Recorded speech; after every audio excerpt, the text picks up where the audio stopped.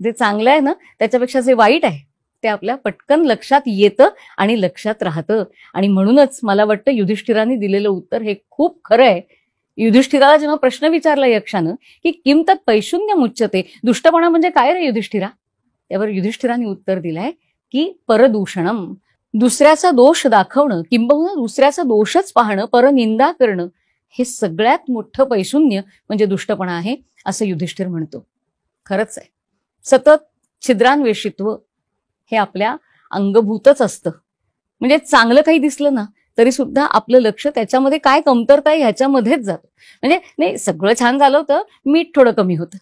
अहो सगळं छान झालं होतं ना, मग मीठ लावूनही खाता येतं. असो, तो फारच आदर्शवादाकडे जाणारा मुद्दा झाला. विनोबांनी एक फार छान गोष्ट सांगितली होती. त्यांचा एक लेख आहे कृष्ण भक्तीचा रोग. त्याच्यामध्ये विनोबा म्हणतात की कृष्ण भक्तीचा रोग कसं काय असू शकेल. हो म्हणाले, रोगच. कारण पांढऱ्या मोठ्या कागदावरती एक काळा बिंदू विनोबांनी एकदा चितारला आणि बाकीच्यांना विचारलं काय दिसतंय. त्या सगळ्यांनी सांगितलं तो काळा बिंदू दिसतोय. विनोबा म्हणाले पांढरा कागद कुणालाही दिसला नाही. हाच कृष्ण भक्तीचा रोग.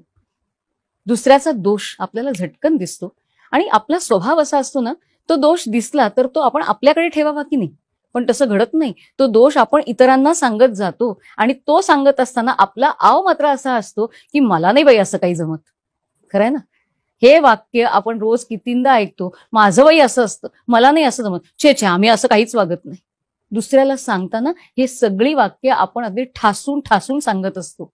पण समोरच्याच्या दृष्टीतनं पाहिलं तर तेवढेच दोष किंवा तेवढीच दूषणं आपल्यातही असतात. म्हणून आपल्याकडे छान म्हण आलेली आहे की समोरच्याकडे जेव्हा एक बोट करताना तेव्हा बरीचशी बाकीची बोटं आपल्याकडे असतात. तेव्हा आधी आत्मपरीक्षण करावं आणि मग समोरच्यातलं दूषण शोधून काढावं. समोरच्यातला दोष जरूर शोधून काढावा, पण तो दोष दाखवण्यासाठी नाही, तर तो दोष अत्यंत चांगल्या शब्दामध्ये जर त्याला सांगता आला तर तो सांगावा, जेणेकरून त्याला अपमानास्पद वाटणार नाही, पण त्या दोषावरती तो काम करू शकेल आणि त्या दोषाला कसं पुसता येईल याच्यासाठी तो विचार करू शकेल. पण हे असं प्रत्येक वेळेला घडतं असं नाही. युधिष्ठिराने किती छान सांगितलं, परनिंदा हा सगळ्यात मोठा दोष आहे माणसाचा.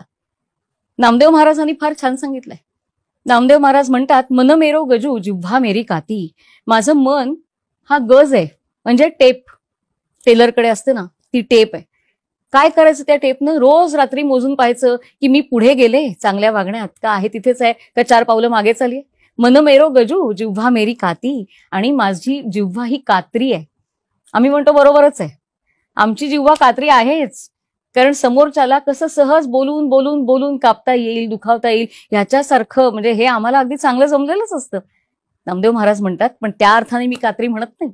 मग कुठल्या अर्थाने कात्री म्हणतात. नामदेव महाराज म्हणतात, माझ्या जिव्हेला मी धार लावतो ती रामनामाची, आणि ती कात्री चालवून चालवून यमाचा फास कापतो, दुसऱ्यांची हृदय कापत नाही.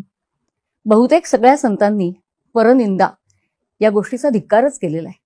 कारण शेवटी दुसऱ्याची निंदा करताना ते दुसऱ्यामध्ये आपणच असतो. ममैवांशो जीव लोके, त्यामुळे आपलंच तत्व किंबहुना आपल्यात जे तत्व आहे तेच समोरच्यामध्ये असतं.